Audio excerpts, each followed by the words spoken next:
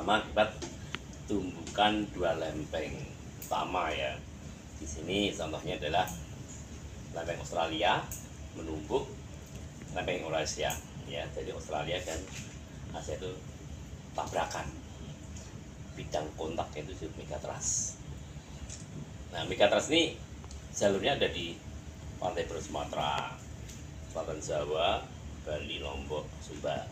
Itu megatrust ya. Megatrust itu bidang kontak antar dua lempeng. Nah, kalau sesar itu bukan tumbukan lempeng, tapi bagian lempeng Asia yang rekah, patah, kemudian bergeser secara tiba-tiba memancarkan gelombang gempa. Jadi gempa Kabupaten Bandung itu bukan megatrust, tapi itu aktivitas sesar aktif ya. Jadi kalau kita melihat lokasi epicenternya dan kedalamannya, itu tampak bahwa gempa Kabupaten Bandung dan Garut ini dipicu oleh sesar aktif. Kita menyebut sebagai shallow crustal earthquake atau gempa kerak dangkal ya.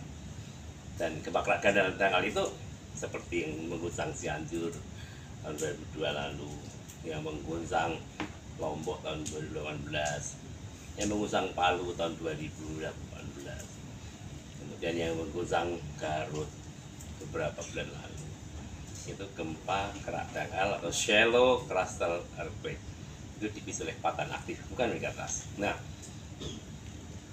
gempa itu akan dapat memicu meningkatnya aktivitas vulkanisme atau gunung api. Itu kalau gunung apinya di dekat situ sedang aktif. Nah, misalnya Papandayan sedang aktif ya, sedang erupsi, sedang banyak gas, kemudian magma cairnya itu sudah tampak aktif kan. Ada gempa, dia bisa meningkatkan aktivitasnya. Tapi kalau tidak sedang aktif, maka segede apapun gempa itu tidak akan bisa mempengaruhi aktivitas vulkanisme. Seperti tahun 2018 itu Gunung Barujari di Bali kan, di Lombok kan, itu kan sedang tidak aktif ya. Itu dihajar gempa gede, itu enggak pengaruh. Tapi kalau di Jogja tahun 2006 itu sudah aktif loh. Kemudian terjadi gempa Jogja, nah meningkatlah aktivitas vulkanismenya, seperti itu. Apalagi kalau dibalik, apakah gempa ini akibat dari gunung justru kembali sama? Soalnya tidak mungkin, karena belum ada setelah empirik bukti bahwa gunung api memicu gempa tektonik itu belum ada. Jadi yang benar adalah gempa di Kabupaten Bandung dan Garut itu dipicu oleh patahan atau sesar aktif, bukan megatrust ya. Dan itu shallow crustal itu memiliki karakteristik dangkal.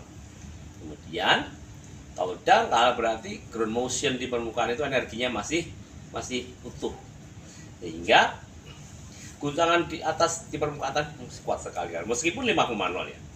Apalagi di atasnya itu ada material tanah lunak, itu akan membuat amplifikasi, memperbesar guncangannya karena beresonansi.